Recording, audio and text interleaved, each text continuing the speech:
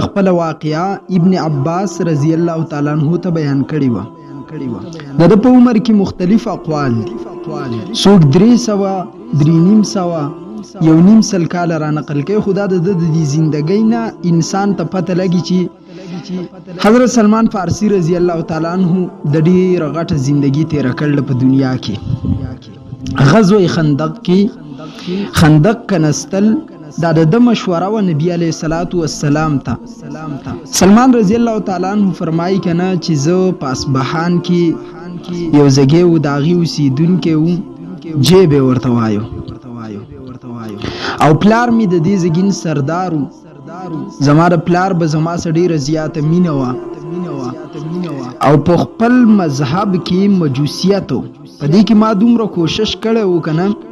دومره پکې ماهر ما چې کومه آتشګدا به وه د دې محافظ زما پلار زه ګرځولی او خیال به مې پلار دومره ساته چې بالکل نیازبین وم. بس 15 منټه به غیبېدم. پلار به مې تپوس کا سلمان چرته تللی، سلمان ولی نشته، سلمان څه شو. سلمان رضی الله تعالی عنہ ته نبی علیہ الصلوۃ والسلام سلمان ابن الاسلام نوم ایښودی.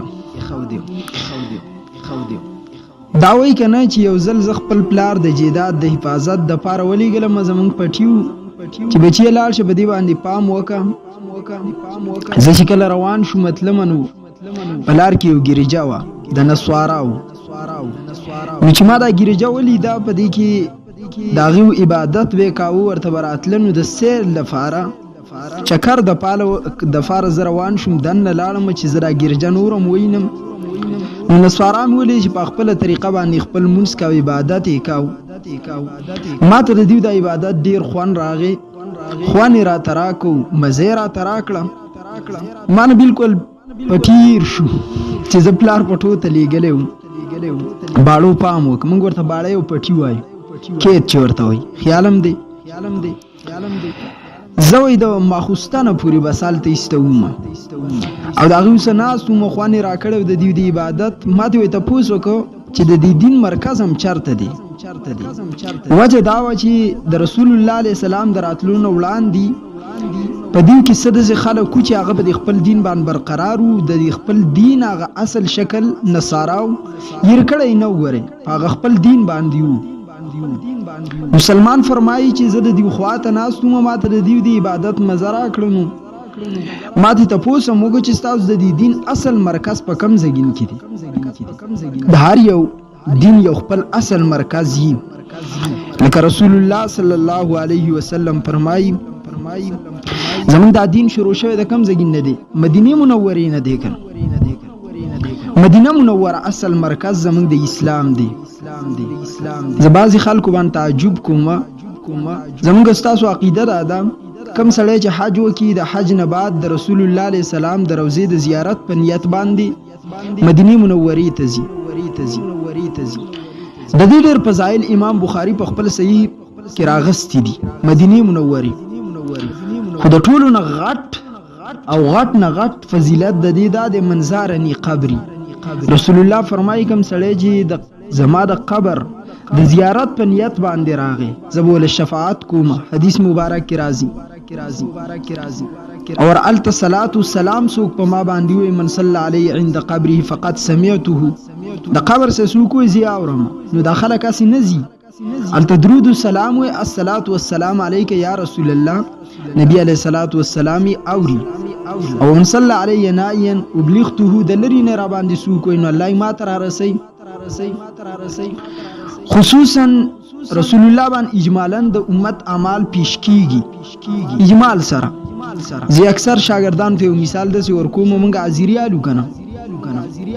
میاش اخیره کې چې کله جرمانه استاد یاوري نو هغه دا نه وایي چې هڅه خو دلته رجسټر کېږي. نو جمعې په ورځ باندې ښه غټ پکې لیکلی جمعة المبارک په دې رجسټر کې. نو د جمعې ورځ پکې مخامخ دا پته لګي چې د هفتې په ورځ دا هلکو یا نو، اتوار په ورځ یا نو، فیر په ورځ دا هلکو یا نو. دا عزیري ټوله. خو د میاشت په اخیره کې 30 روپۍ ابوبکر پسې مثال طور جرمانه ده. نو ابوبکر پسې 30 روپۍ جرمانه چې ما ولګوله د دې اصل وجه څه ده؟ وس ابوبکر په چوټي د جمعرات په ورځ کړل بلې د فیر په ورځ ده ابوبکر که زمانه ته پوسو کی چې جیب ما به 30 روپۍ د سدي نو زبورته چې د جمعرات په ورځ نوي ماتا زید ویلیو چې د کرکټ کاو پلان کې راته ویلیو د دا چل کاو پورا تفصیل بیا اوري کنه نو اجمالاً به زما په مطلب پوي استاد جی د میاش په اخره کې اجمالاً وې 10 روپۍ په پلان کې بسې دي پلان کې ته پته چې ما درې ورځې حرامي توپ کړلې پلان کې ته پته ما درې ورځې حرامي توپ کړلې خو استاد اجمالاً وای چې درې ورځې بس قصه ختمه دغه شانتی په نبی علی السلام د امت اعمال اجمالاً پیش کیږي نو رسول الله صلی الله علیه وسلم فرمایي چې تاسو په ما باندې ډیر درود او سلام وای دا ما تر راسي الله په ما باندې پیش کوي دی وجه نه تاسو ډیر په ما باندې درود وای مطلب باندې پوښي ما د مرکز خبره کوله مدینه منوره مرکز د بخاری شریف کی روایت ده واپس به د دین مدینه منوره ته د سلاړ شي د خلکونه لکه څنګه چې مار خپل سړی ته واپس دي دلته راته یو شعر د رحمان بابا آیات شو رحمان بابا د رب ولی الله چې کم کمالی شاعر عبدالرحمن بابا په پښتنو کې تیر کړل کنه بس زما فیوریټ او د دې په اشعار مثال که صورت د محمد نو پیدا کړي برب نه ودا دنیا دا یو خبره تاسو ته معلومه ده چې دا د دې ټولي دنیا مجموعه ده تمام کائنات الله ولی پیدا کړل احسن عمل اکثر عمل زما یو تقریر به موجود د خطاب هغه کې ما په دلایل باندې د عبدالرحمن بابا د شعر ثابت کړل او د مجيب زلمی انا جوان الک نه دی دغه الک اشعار کې ډیر غټ راز پروت دی چې صرف په مم هم موجونه تر سینې راشي صرف په نوم د محمد میاوسلی راشي زلته په نوم د محمد میاوسلی راشي دلته به هم صدیق عمر علی عثمان پیدا شي بس خو که یو ځلی جانان په دې کوڅې راشي زه به یې تا وکړم د مرۍ ځان به منصور کم په دار بس خو که یو ځلی د یار زلفې خورې راشي هر ذره د هغې خاورې شي یاقوت او مرجان چې کومه خاوره لاندې ستاسو د پڼې راشي دې شعر په مطلب تاسو پوهېږئ هر ذره د هغې خاورې شي یاقوت او مرجان چې کومه خاوره لاندې ستاسو د پڼې راشي دا رسول الله ته وایي زمون د اهل سنت والجماعت احناف اجماعی عقیده ده د څلورو امامانو ابو منصور ماتوریدی ابو الحسن الاشعری رحمهم الله تعالی د دې ټول اجماعی عقیده ده د رسول الله د جسم سره چې د خاورو کم ذرات لګیدل دي دا د دنیا و ما فيها د هر سن اعلی ان تر دې چې د عرش مولانم د اعلی دي زه به یې تا وکړم هر ذره د هغې خاورې شي یاقوت او مرجان چې کومه خاوره لاندې ستاسو د پڼې راشي دغې خاورې ته چې د عظمت دومره میلاو شوی ولې دا زموږ د نبي د جسم سره لګېدل نو زه به دې شعر کې بیان کړله نو بعضې صاحبانو خو په ده باندې فتوې لګولې که نه خو هغوی خو د دې عقیدې خلاف و د هغوی عقیده دا نه ده چې د رسول الله د جسم سره کومه خاوره لګېدل دا د هر څه نه اعلی ده او چې د چا عقیده ده نو هغه په ده باندې اعتراض نه کاو ځکه ته پته و چې د به دې شعر کې بالکل همدغه عقیده بیان کړل او په دې عقیده د ټول نه غټ زور موږ ورکړلی او انشاءالله هر مسلمان په زړه کې د عقیده ده ما ته چا یو واین سواله واوراو زه ته سلمان فارسي واقع ذکر کوم ټینشن مال ما ته چا واوراو د یو واین سواله دی سویډ یې کړله نو زنانه پکې د باباګانو نه منع کولی موږ دا زنانه خو نه که چا خر خاخ که کنو د پاسه پی شنه لختې تیتاو کړی چې پیر صاحب دی دوی به ګټې په ځان پسې بیا مږي شرکیاتو کې مبتلا دي بدعاتو کې او د خلک د دې بدعاتو نه راوباسئ زما غټ زور په خپل علاقه کې په بدعت باندې نو خلک زما زیات مخالفت کوي لیکن تاسو ته معلومه ده زما زړه ته څومره سکون میلاویږي زه وخت را روان دی انشاءالله زمون په خبر باندې نوجوان نسل پیږي اکثریت هغه د بدعت خلاف کوي پوه شي چې دلیل ورته کله وی کنه نو سر وړقه او خوشاله شي زه ډیر خوشالېږم مشر کله نا کله مخالفت وکي ما په یو مړی کې په دې دغه باندې رد وکړي تنظیمي ډوړی باندې ما ته وی چې پلان کې مفتی صاحب هم دیوبندي حنفي دی هغه خو په دې باندې مالیار زموږ دیوبندي حنفي څه کار دی حضرت شیخ سید احمد فالنفوري صاحب د دیوبند محدث دی ترمذی شریف تخبۃ العلمائی کې درې خبرې ډېر معتبر ټیټي مضبوطی زما خوښی شوی نمبر 1 په قبرونو په ورانولو باندې خو مضبوط را دو چې دا وران شي زمونږ دلته 2-3 ادیرې په دې کلی علاقه کې جوړې شوې یو دغه ده یو بره جوړه شو ولی د دې وجه نه جوړه شو چې دغه ادیرې ورانولو باندې خلکو اتفاق ناراضي کده قبرونه وران کړو خو ان شاء الله العزیز اتیا کاله به بیا زمونږ ته بلې مقبرې د جوړولو ضرورت نه موږ د قبر نه څه شی جوړ کړل ګوره قبر هر هغه ځای دی چېرته چې د میت اجزا پراته دي که فرعون تا په صندوق کې ولې نه دی ایښودی الله وایي النار یعرضون علیها عدوا وعشیه سار او ماښام ورته الله عذاب قبر ورکوي قبر عذاب له یا ثواب له یوازې دا کنده کافي نه ده دا ذهن ته واچوئ که ته د میي په خېټه کې ولې نه هلته م الله عذاب درکوي هلته م الله تکلیف درکوي چې ستا عمل ټیک نه دی هلته م الله ثواب درکوي چې ستا عمل ټیک دی الله په دې قدرت او قادر لري چې د ګټ نه صالح علیه السلام ته اوخه رایسته یونس د میي په خېټه کې زما رب یونس د مې په خېټه کې ژوندې پاتې کاو کنه پروا مه کوه چې عذاب تا ته صرف په دې کنده کې ثواب میلاویږي دا کندې ورانې شي بس دا شی وایستې شي په دې باندې ښکلی رد کړلی دویم زنانه ادیرو ته مه پرېږدئ د امام ابو حنیفه مذهب یې دا رانقل کړلی علما خو چې اجازت هم ورکړل دا په څو خبرو کې دی که نو هغې وایي چې عایشه رضی الله تعالی عنها د خپل رور قبر ته لاړه نو وایي چې انتقال میت په فقه حنفي کې دا نشته ښه انتقال د میت مثال په طور باندې کراچۍ کې ته مړ شوې نو تا موږ ذلدیر میدان ته نه راوړي دا به نه کې مکروه دی زمونږ په نیز باندې نو دغه شان د عایشې رور د مدینې نه بهر د هغه انتقال شوی نو هغه په مکه کې ښخ شوی د حبشې نه مکې ته یې راوړی نو په مکه کې عایشه به چې لاړه هغې به په خپله ویلو چې که چېرته د مرګ په وخت کې ته زما خواته هلته وې او ما ته لیدلی بیا به زه ستا قبر ته نه راتلی دې وجې نه راځم چې زه ستا خواته نه زما په مطلب پوه شوې ما لیکل دی چې د عایشې مذهب په خپل هم دا و چې مړي له به قبر ته دیدار له ښځې نه ځي زیارتونو له دا بالکل فکار ده بیا چې داسې د شرک خطرای لکه زمونږ د دې علاقو نو بیا خو بالکل فکار ده چې مونږ ورته اجازت ورنکړو د دې ځای نه خو الحمدلله په محنت د علماو باندې الله شرکیات ختم کړل دي او انشاءالله نور به هم ختمیږي ډاډه او مضبوط لیکن دا مسله چې عمومي بیان کړی شي چې خلک پې پوه شي زنانه مقبرو ته مه پرېږدئ دغه شانته د دې تنظیمي ډوډۍ په باره کې تاسو خیال وکئ زموږ خپله باندې زما چې وراره وفات شوی د ډېر لرې ځینې منګ له خلک راتله خصوصا ماله بیا یو قسم زما ډوډۍ نه خوړه دوه دا مقتدیان رالو دا کریم او جوهر علي دوی دواړه چې کله رال دا زما مقتدیان نو دې دوان خو د سره نه خوړ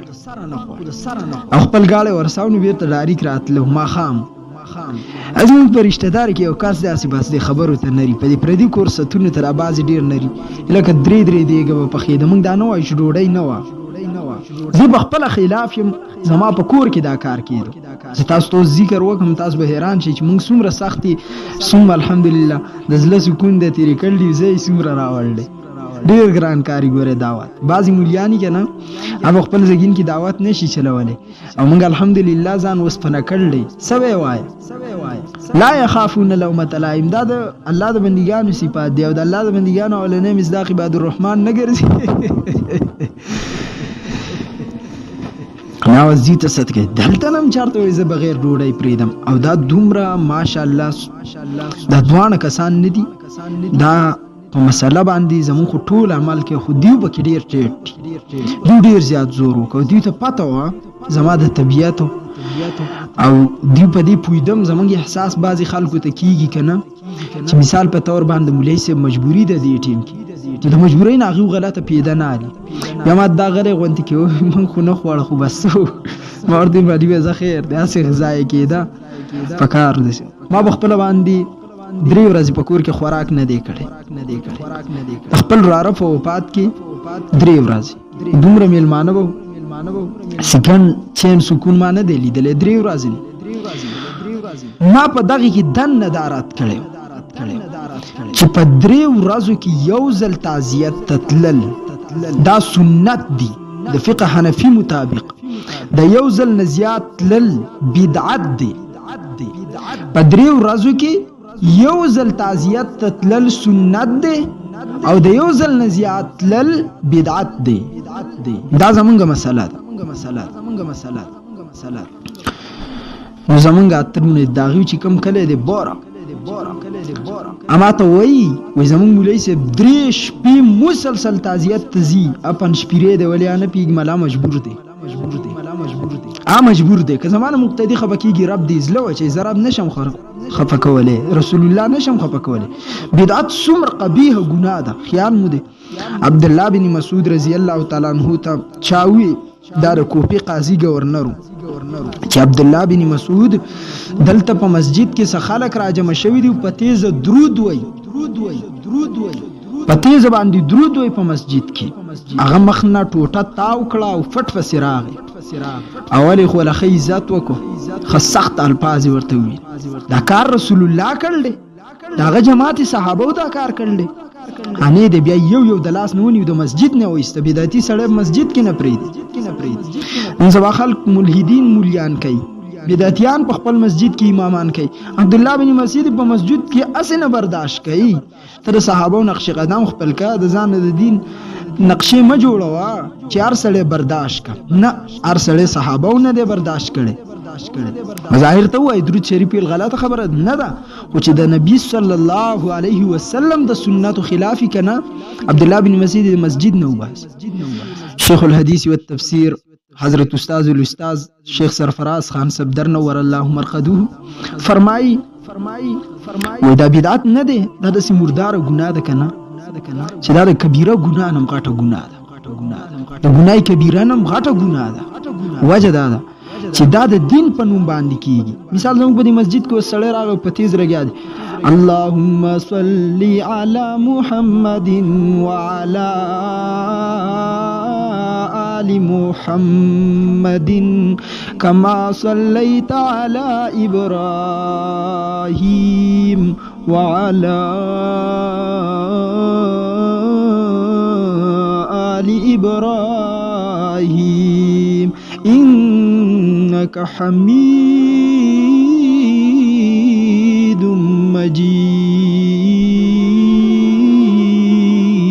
مجيد. لګیا دی خلک به سمره خوږه आवाज الله صلوا عليه وسلموا تسلیما کثیرا. یعنی هغه بدعت ته خلک نوم د دین ورکوي ګناه نه ګڼي. په دې وجه فرمایي چې د ګناه کبیره نه غټه ګناه بدعت ده. ختمه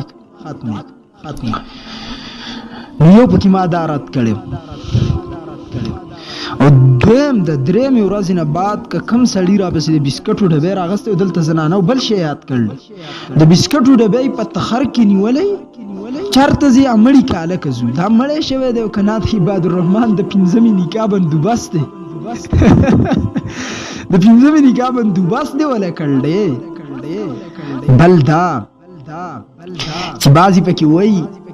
د زنانه موږ د خلکو شکایت راوړل دي کنه یو زګین کې مړې شو نو یې زنانه پکې ویلی چې اله مال پکې پیکا چې رانه کو زما خو شوګر دی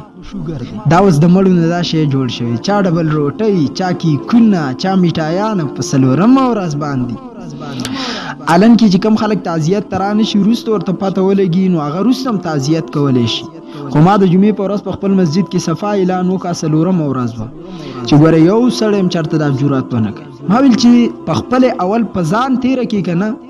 نور خلکو ته بیا ویل اساني دا غي دومره خپل اثر راوي ته زمانه مقتدی سیب ګیله چرته نه کوي بس په مسلو باندې فيږي چې د اول پزان کې بیا په جهان کوي. نو الله دې تاسو لم توفیق درکړي چې په دې خبرو باندې مونږ ځانونه پوه کو. بهرحال ما درته ذکر د میت کاو چې په دې کې ډیر کارونه دي او دا په ټیم باندې کو یو کې مونږ ناس تو کنه دا تنظیم ترتیبي دا ګوره ټیک نه دی ما درته دا مسله عرض کولی چې تاسو به داسې لوبه وکئ چې صاحب دا خوراک چې نبي علیه السلام د کوم صحابي حضرت جعفر دی غالبا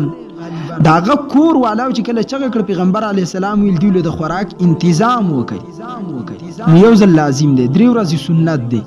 خدا خوراک به ته په خپل کور کې پخېو د میت خلک بدل خپل کور تراولي ناجی پاغي کې د کلیام تلی مړیږي ډکیږي تشیږي تنظیم دی دیګ پخ شوی دی د مړی په کور کې دنه دیګ پخېږي یا تیار راوړل کیږي زه ټیک ده که تیار دیم راوړو خو بیا په داس طریقه باندې ورګه چې د مړی والا سوچ بدل شي د تعزیت خو مقصد هم دا دی چې تاسو د مړی والا سوچونه بدل کړئ ما درته آداب ذکر کړل دي 12 آداب د تعزیت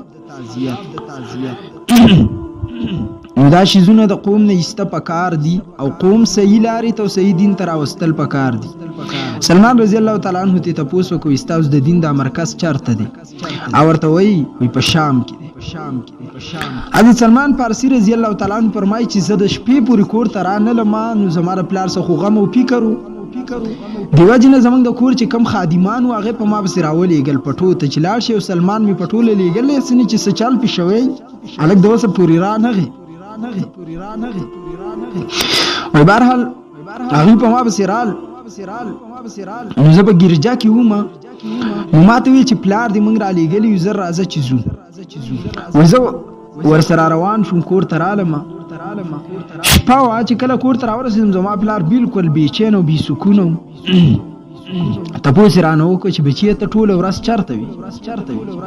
ته ما سار لېږلی دا د شپه شوه پټو کې تا څه کول ما ورته ویل چې بابا زه دغه شانتي یو ګرجې ته ورغلی وم نصارا والته عبادت کوو ډېر ښه خلک دي او د هغوی دا دین ډېر ښه دی زما پلار ماته ویل چې بچیه هغه دین ګوره ټیک نه دی صحیح دین مجوسیت دی دا ستا د پلار او د نیکه دین دی دین ګوره وانه وړي وای ما بخپل خبره باندې کلکواله ثابت کړ چې نه بابا دا دین ګوره ټیک نه دی دا اور بلول او د اور نه تاوی د صحیح دین ګوره دا غوي دی زما پلار ته دایره شو چې چرته زه د نصارا او نصاری نشم نو پلار زما پخپو کې د وسپنی زنجیرونه راته پکې واچېل او زه بند کړم وای ما پټ غونډه کې پیغام عیسایانو ته ولېږه چې کله د شام نه سوداګر او تاجران راشي نو ماته به تاسو اطلاع راکړئ زه د هغوی څه ځم وایي څه وخت تېر شه څه ورځې ما ته وایي خط هغوی راولېږه اطلاع یې راولېږله چې دلته څه تاجران راغل دي راشه وایي ما د خپلو خپو نه دا بیړۍ چې وي دا لرې کړې په سچل ول باندې ځان مې آزاد کو او وی رالم ګرجې ته تاجران روانېدنو زم ورسالته میلاو شوم ورسره روان شوم وی کله چې موږ شام ته لاړو شام ته ورسېدو سلمان رضی الله تعالی عنہ زه په دې قافله کې وم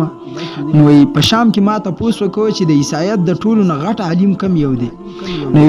خلکو ماته ویل چې د ګرجې ته به ورشي پلان کې زګین کې ګرجه ده هغه ورته بوش پوای دا بوش دی په دغه کې دا غټ ماهر دی د دې دینو د دنه تلال شک علم زده کینو زده کا وای زی خواله لاړم ما ورته ویل چې بوش بابا د بوش ته ما ویلو چې ستاسو په دې دین کې ماته ډېر غټ رغبت دی زه غواړم دا چې ستاسو سه ایثار شم او دلته ستاسو خدمت هم وکم او دا دین هم زده کم ما څه خو بېځې مې سم نشته نو لهذا خدمت به زه ستاسو کوم او تاسو ماته د خپل دین ښایي زه ډېر لرې نه راغلی یم اصبهان نه وایي هغه راته ویل چې زه ټیک ده وایي زه ورسه اوسېدم سلمان رضی الله فرمایي چې ګورې دا ښه سړی نه و ښه دا کوم چې زما استاد ډېر بخیلو او زرفرست مطلب دا چې مال به جمع کاو په کم ځګین کې چې دی اوسېده نو لاندې کوي کنستي په هغې کې دا ډبې بالټي دای د خلکو نه به خزانه دای پکې خاخه کړي و د خلکو نه به مال اغسته سره زر به اغسته چې زه په غریبانانو باندې خرج کوم او به هغې کې خخول وایي کله چې دا مړ شو نو خلک ډېر خفه و ډېر غمجن چې زمونږ ډېر غټ هستي زمونږ د دین لاړه نو ما ورته وی چې دا ګوره ښه سړی نه و هغې ویل به د خلک وایي که نه چې په خپل استاد کله رد وکړو نو بعضې خلک یي وګوره علم یې زده کا اوس پسې لګیا دی خبرې هم پسې کوي سلمان ما ورته وی چې صاحبه راشه چې زه درته وخم وای بو میتلو خزانه می ورته وروخو دی چې د بس تاسو نه مال اغسته چې زه په غریبانو خرج کوم تاسو به د صدقې زکات ترغیب درکاو او هغه مال به د خپل باندې ځان د پاره جمع کا خلکو یې ځوړند کو بیا چې د عبرت نشانی وګرځو چې دویم راهب چرته د سرانشي نن سبا بعضی زګینو کې کیسونه د دی مولیان صادر شي مونږ ته خلک راوليږي نو دا بعضی به غیرت ملحدین دا د کوم شي پس کوپلای کې په جسم کې سر نشته او که سر شته نو عقل پکې نشته دا خبيسان وي وګورو مولیانو حلال کو ځان د پاره د خدای بنده مونږ نه حلال کړي د عبرت نشانه جوړ کړي چې د سکاس دی ولید د دې د وجه نه زمونږ نمونه بدناميږي کنه سوچ دا نور خلک کوي د علماو په باره کې چې مولا او قاری په مدرسه کې د غلط قدم اوچتای د عبرت نشانه جوړ کړي چوک ته راو باسدار باچاخیل مولا فتوا ده ک فوج غوختي زب مخیلزم ک پولیس غوختي زب مخیلزم د ټول نوم به نه بدنامي بهرحال وې د په ځای باندې خلکو دویم راهب راوستو کین او دلته ما دا غسم دا خبره وکړه چې ما خو د مشر مولوی صاحب نه علم زدکاو راهبنا او خدمت به میکاو تاسو به خدمت کوم ما ته خپل دین خای و یا ډیر خسړې سلمان وې دا دویم راهب نو دا ډیر خسړې د دنیا نه بی رغبت د دنیا نه بی رغبتی دا ډیر ګرانه ده غنا دا ډیر ګرانه ده او الله چې دا چاته ورکی کنه لکه ماته हमें दुनिया से क्या मतलब मदरसा है वतन अपना मरेंगे हम किताबों पर वर्क होंगी कफन अपना नमंग کار د کتاب سره وای دا زما شیخ ډیر برغبت او د دنیا نه خدمت به میکاو ما ته ډیر زده کړو چې د مرګ وخت کله راغی نو ما ورته ویل چې تاسو ماته بل یو عالم وخای وصیت راته کوي استادي چې زه داغه خواله تاسو نه بعد لاړ شم نو هغه ماته ویل چې زما په طریقه باندې په دنیا کې ماته صرف یو کس معلوم دی هغه په موصل خار کې وسیږي موصل دا د شام څخه نږدې خار دی ښا ته به داغه خواله لاړ شي او داغه نه به علم زده کین وای چې کله دا راهب مړ شو د مرګ نه بعد ما ځان تیار کو زروان شم موصل ته لاړم موصل ته چې ورسېدم دا راهب سره ملاو شم د خپل مخکینی شیخ قسم استاد قسم ورته وکړه چې زه داغه سوم علم به مزدکا او بیا د بل سوم علم به مزدکا او بیا را تا ویل چې موصل ته بلاړ شي او د سبا علم زدکې نو ستا خواط راغلم زبستا خدمت کوم او ته ماته دین خایا سلمان و هغه منظور کړ چې ټیک ده وای ما به خدمت کا ودان ډیر خسړیو ډیر سمیت زده کړو د مرګ وخت چې کله راغی ما ته پوښتنه وکړه چې زه اوس چارته لاړ شم نو ما ته وی چې نصیبین ته بلاړ شي نصیبین خارته الته یو پلان کې الته عالم دی داغه ته پوس به کې د نسواراو د دین او داغه نه علم زده کوا وکړي چې دی و پاس ما تیاری وکړو زه نصیبین ته لاړم په نصیبین کې ما دغه ته ټول قصه وکړه چې زما د استادان او ستا خاطر اورسیدم زستا خدمت کوما او ته ما ته خپل دین خای دومره سم زده کړل وې دا ډیر خسړیو ما ته دین زده کاو د مرګ وخت هم راغی اوس خیال کوی پنځم استاد د په مخ کې وفات کیږي نو ورته ویل چې زه اوس چارته زم راته ویل چې غموریات الته بلال شي د پلان کې کس نه علم زده کی وې زه بیا غموریات لاړم هغه وفات کېدو او چې زه کلال ته ورسېدم نو ما خپل کارم شروع کو ما څه غواګانې بيزیم جمع کړې او د دنه به مز دینم زده کا او د نسوارو د مرګ وخت چې کله راغی نو ما ورته ویل چې زه به اوس چارته ځم نو د ماته ویل د خپل استاد چې په ځمکه باندې اوس په نسوارو کې د بهتر عالم پاتې نه دی چې هغه صحیح دین خلکو ته وخی البته نبی آخر الزمان حضرت محمد صلی الله علیه وسلم د پیدا کینو زمانه چې د قریبه د بالکل نږدې شوی دا او په دین ابراهیمی و په عربو کې دا پیدا کیږي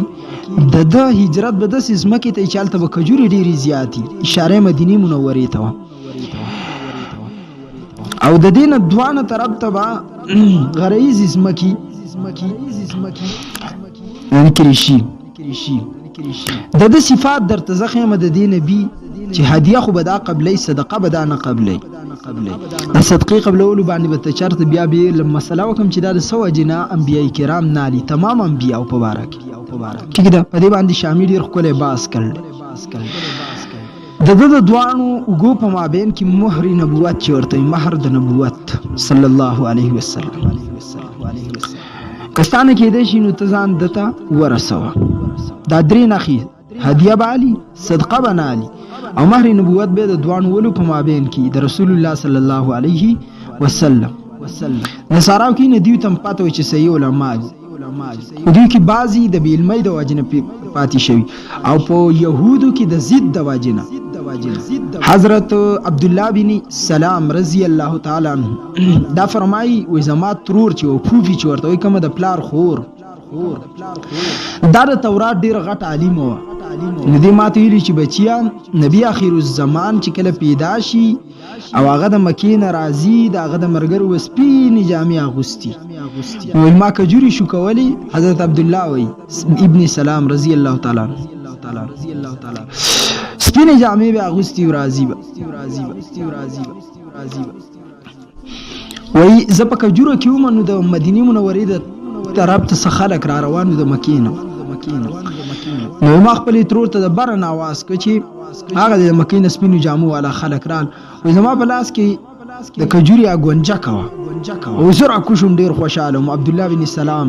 رضی الله تعالی عنہ فرمای و چې کله زرا کوشم د نبی علی السلام خدمت تر عالم حاضر شو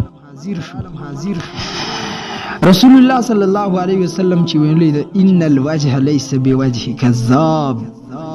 دا مخ خود دروغجن سړی نشي کېدی ما په ایمان راو په نبی علی السلام ورالم خپل ترور ته ټول قصه وکړه چې بالکل ستاغ علامات چې تا کم خو دلی هغه سړی راغل نو هغه ماته وی چې ګوره يهودو ته ونوي پری بدینه دی ژوند خبرې نه کی نو يهودو کې زیدو دا وایي کنه چې سلمان رضی الله تعالی عنہ نبی علی السلام ته ویلو يهوديان را روانو په دغه وخت کې چې زبدن فټ شمه او تاسو د دیونه زما بارا کې تاسو وکړئ دا ډیر زیات ضدي خلک دی يهودو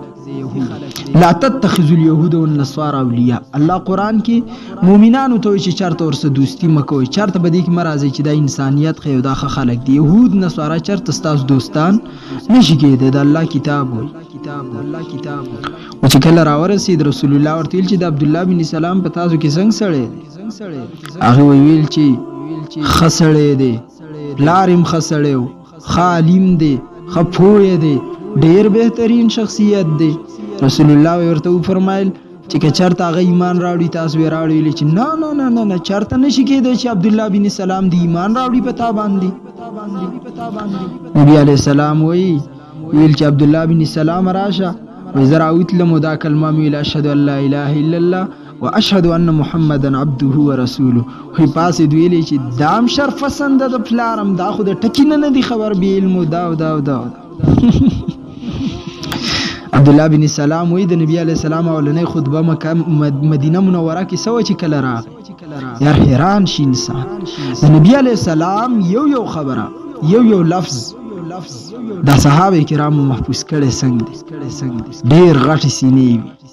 ډیر بهترین شخصیت الله دې ما قربان کړي ویا ولنې خطبه زما د نبی دا و چې اعبد الله ولا تشركوا به شيئا خاص د الله عبادت د الله سره هیڅ څوک شریک مگر زوي افش السلام سلام عام کوي الا من عرفت ومن لم تعرف کتی فی جنی و کتی نفی جنی خو سلام کوا لین الکلام نرم خبری خلقو سکوی او دش اطعم الجایع اغا لوگی وهن کی انسان تتاسو خوراک ورکوی دا را نقل کرد عبدالله بن سلام اولنی خطبه دش پیچ کل خلق ادئی نو تاسو پاسه او د الله بندگی کوي او مونږ کوي څومره بهتري انسان حیران اولنې خطبه صحابه کرامو زما د رسول صلی الله علیه وسلم را نقل کړل یو ټکی نه دی پریخي دا کوم چې د انکار حدیث پیتنه ده دیو د شرم پکار دی دا خو ته چې ته حفاظت نشي کولای اول زم دی امت لا لکه بعض علما وایي چې امام ابو حنیفه ته غټ فقها وایي چې تاسو ورته دعا کوئ د ډېر غټ کار دی امت لکړلی او حقیقت دا دی قانون اسلام فقه امام اعظم ابو حنیفه دا امت ته پیش کړله نو تاسو ورته د هر مونځ نه بعد دعا کوئ خو زه درته وایم موږ په مونځ کې صحابه کرامو باندې څه نه وایو که نو آل محمد نه اگر چې صحابه کرام هم مراد دی اولنی مصداق یې دی عباد الله الصالحین نه اول صحابه کرام مراد دی لیکن په خپل الفاظو کې د هر مونځ نه بعد یا الله ته د صحابه مقام و مرتبه ډېرې اوچتې که نورې اوچتې که الله ته دې خوشحاله ویسه ته خو تیاسې راضي وي الله منګه ته خوشحاله که الله زمونږ نه صحابه خوشحاله که دا دعا ورته کوي څومره الفاظ ټکي په ټکي را نقل کړل او دغه شانته یوازې را نقل کول صحابه کرامو مهنت کړل او د صحابو نه بعد تابعین غټ خدمت کړل چې هغه د هغوی اجتهاداتونه خصوصا فقه حنفي فقه شافعي مالکي حنبلي دا څلور واړه امامان زموږ د سر تاجونه دیو غټ خدمت کړل بیا د دیو نه بعد امام بخاری امام مسلم څومره مصنفین دا حدیث شدي ټکي په ټکي حدیث را نقل کړل ټکي په ټکي نو دا خو دی امت اول ډیر غټ ملا تړلی و دی دین ته نن سبا ستا د موبایل نه وزګاري نه کېږي ستا د جینکو نه وزګاري نه کېږي یونیورسټو نه او د کاروبارونو نه نو ستا تغیب داسې ښکاري چې هغوی به هم ستا په شانتې شي نو نعوذ بالله الله او د رسول صلی الله علیه وسلم د پاره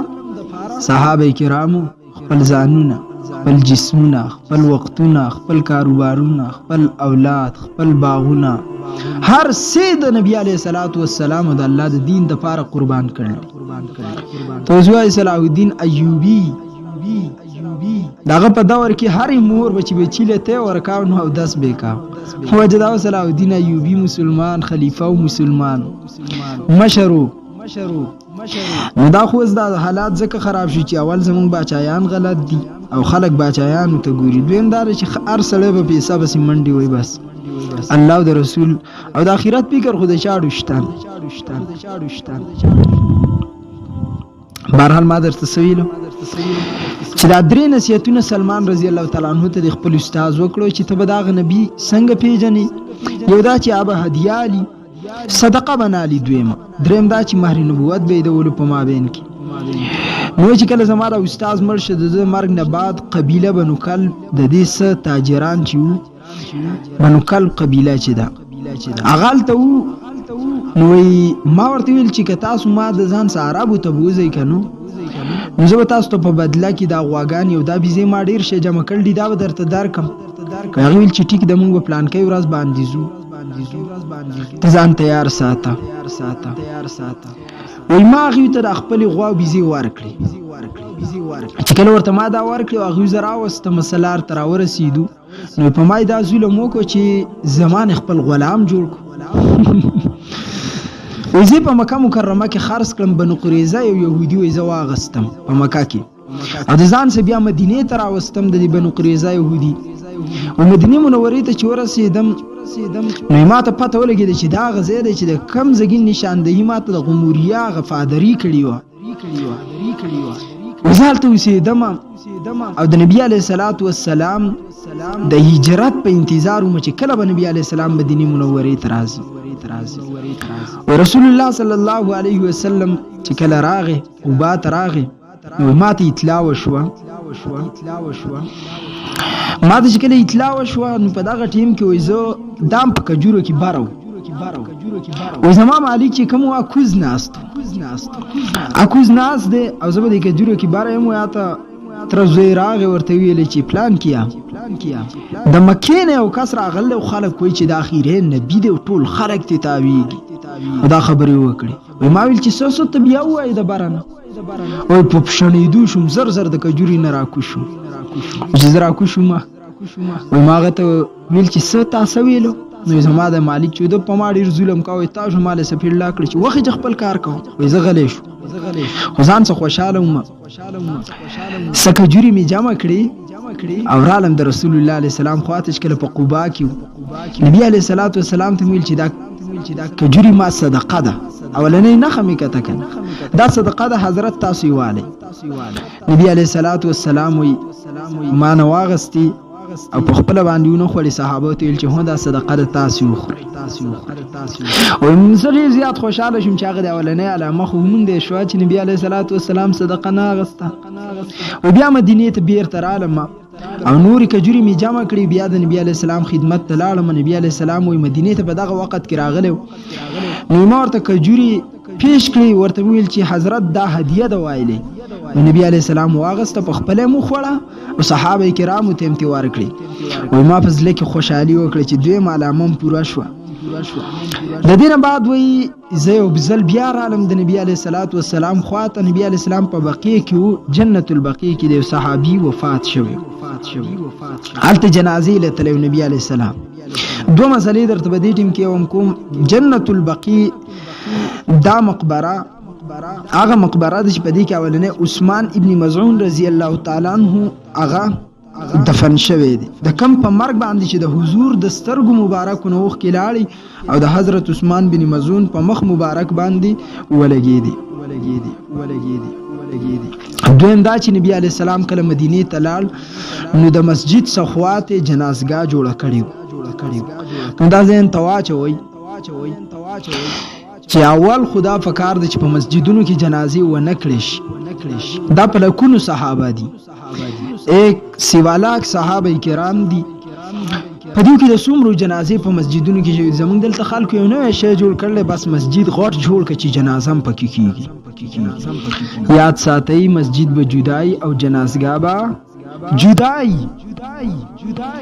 مسجد به جدای او جنازګاه به جدای کته چې د نبی علی السلام روزه او دغه قبر مبارک په خپل مسجد کې دی غره یاد ساته دا مسله مبحث پیه ده دلته زنه بیانو دی باندې ډیر په ګنټو باندې باس دی خو صرف دومره درته وایم چې چرته خپل مړو جنازې په مسجد کې مکوي بعضی خلک د مسجد نمایش د پاره جنازه مسجد ته وړي غاڼه بینو مسجد کې به وکړو بس پرې د مړه چې څه کوي عادي کوي نو نبی علیہ السلام په بقیع کې ما سلام وکړو سلام نه بعد وې ز شاته د سراتاو شوم نبی علیہ السلام ته پته ولګید چې دا مهر نبوت لید غواړي نو هغه وې د خپل صدر د سخکاته کو وایړه وې ما مهر نبوت ولیدو او د ډیر خوشاله او د جوش د وجنه بيخي وجه تاریخي انسان باندې کنه کله ورمنډه میکړو د نبی علی السلام نه مبارک لاس میتاو کړو او خپل میکو او جلار علی نبی علی السلام چې ته مخې تراشه چې زما مخې تراله ویلي چې سوجه ده ما ورته ټوله قصه وکړه چې حضرت زره پلار نیاز بین بچیو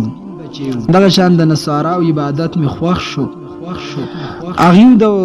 صلا په وجه باندې مرکز شام د نصاراو تلاړم الته می دوه استادان یو زګین نصیبین غموریا دغه شان غلام رانه جوړ شو سو کرتا او تاسو په انتظار باندې او ما چې کله نبی علی السلام ته دا قصه وکړه ورته می جو ز په غلامۍ کې مالن کې زړه پلان نیاز بین بچیم ز غلامۍ ولا نومه خو بس د دین حق په تلاش کې سلمان فارسی ډیره سخت تیر کړل رسول الله صلی الله علیه وسلم ماتوي چې سلمان د خپل مالک سره مکاتبت معاملې وکړه مکاتبت څه ته وایي حضرت ګوره دا چینک زما غلام دی او دا چینک په ما به راغی چې مولوی صاحب ته ما به څومره روپو آزاد کی ما ورته چې 15 لک بس ټیک د 15 لک روپۍ ته درکم چې کله دا پوره شي زما آزاد دي ته مکاتبت د لیکل منغ وکړو نو ما ته چې تور سره مکاتبت وکړي چې تاسو څنګه آزاد دي رسول الله تم رحم راغی کنه د شاګرد دی استاد په ځان نه قرباني هغه تیر ورځ کې تمام قاضي ابو یوسف رحمت الله علیه قصه کړی و امام صاحب رحمت الله علیه سل دینار امام ابو یوسف ته ورکړ چې سبق کې چوټي مکو دا غینه بعد امام ابو یوسف د خپل پلار وفات ته او د خپل بچي وفات تم چوټي نه وکړي د امام ابو حنیفه د درس او بار به ورته پیسې ورکولې نبی علیہ الصلوۃ والسلام وای ماته چې د خپل مالک سره مکاتبت وکړه ما چې مکاتبت وکړو نو په بدل مو کتابت کې راته دوه شیزونه خپل مالک شو د ماته مقرر کړو یو دا چې سلويخ اوقیه سونه نقد او یو اوقیه چې دا سلويخ درهمه دا سلويخ درهمه یو درهم چې دا 3 یا 4 ماشي صحیح شو نو 40 اوقیه سونه دا براته نقد راکې دا راته خپل مالک ویل او سو یو اوقیه 40 درهم او یو درهم چې دا د 3 یا 4 ماشو الله دویم دا چې 300 کجوري د دې ونی براله لګي او د دې فرورش بکې او چې کله دې میوه ونی و د دې خبر دی را تراکو بس تبع آزادي وزیر عالم رسول الله صلی الله علیه وسلم هغه ته ویل چې دغه شان 40 او قیسونه نقد وختي ده او 300 د کجورو ونی بوله لګوم پرورش وکړو چې کله هغه میوه ونی بیا به ما آزادي رسول الله په خپل لاس مبارک باندې کجوري ولګولي په خپل لاس او په دقه کال کې تمام کجورو میوه ونیوه کجوري وکړي دا ونی وی کجوري وکړي معجزه کمال یار او په دغه وخت کې چې کله دیو دا کجوري ونی وی ونو نو د اتفاق چې چا سونه راوړل نبی عليه السلام ته نبی عليه السلام مخې ته وزنا سمات ویل چې سلمان دا والا لارشه او دا خپل مالک لوار ک په بدلی کتابت کې ورته پیش کا نو ورته چې حضرت دا خډیره لګا ده او د بدلی کتابت مقدار چې ډیر زیات دی نبی عليه الصلاه والسلام یې فرمایل الله به ان شاء الله العزيز د دینه پوره کوي ان شاء الله الله به د دینه پوره کوي او ما واغستو زلالم او بدلی کتابت کې می وې دا پیش کړ سلمان رضی الله فرمایي چې کله ما پیش کړه نو الله بالکل مکمل د نبی علیہ السلام خبره ټیکړه او پوره شو قربان جاؤ میں اپنے محبوب محمد مصطفی صلی الله علیه وسلم پر اب دې کجورو کې راضی شو یوه ونی پکې میوانه وکړي نبی علیہ السلام ویل چې دې لسه شوې دي چې دې میوانه ده کړي عمر رضی الله تعالی عنہ د الله پیغمبر دا معنا لکړي و فوش سلمان رضی الله تعالی عنہ فرمایي چې د الله سره زیات مالکان زما تیر شوی دی یو به خرڅولم او بل باغستم او بل باغستم دا امام ترمذی رحمت الله علیه دی وجنه د سلمان پارسی رضی الله تعالی عنہ د مهر نبوت باب ما جاء په خاتم النبوه د ختم نبوت مهر نبوت د دې په مابین کې راغسته نبوت لفظ دی که زمان غلط ویل شوی معافي معذرت غواړم موږ اکثر نبوت وایو نبوت دی څه دی نبوت باب ما جاء في خاتم النبوت دی باب کې راغسته دی فإن لا نأكل الصدقه موږ صدقه نخرو قال فرفعها فجاء الغد بمثله فسباله ما نور راولي فزعوا بين يدي رسول الله صلى الله عليه وسلم مختم النبي عليه السلام في يهودي فقال ما هذا يا سلمان ايه سلمان هذا سدي فقال هديه لك ايه الله رسول استاذ دوباره من هديه راولدا فقال رسول الله صلى الله عليه وسلم لاصحابه الله نبي خپل صحابه ته وبسطوا لا سنراو د کیسو منظر الى الخاتم على ظهر رسول الله صلى الله عليه وسلم فامن به وكان لليهود فاشتراه رسول الله بكذا وكذا درهما على أن يعرس لهم نخلا فيعمل سلمان فيه حتى تطعم فغرس رسول الله صلى الله عليه وسلم النخل إلا نخلة واحدة غرسها عمر راغي كنا مثلا بشوكة فحملت النخل من عامها ولم نحمل نخلة فقال رسول الله ما شأن هذه النخلة ديوني ولينا ذكري فقال عمر يا رسول الله أنا غرستها دمانا لقريبا فنزع رسول الله صلى الله عليه وسلم فغرسها فحملت من عامها ونبي عليه السلام بخبر الله مبارك سا أغوبا سلام د جرلنا وبياينا لكلا نو يبدق قال باندې اغيمي ونيوا واخر دعواهم ان الحمد لله رب العالمين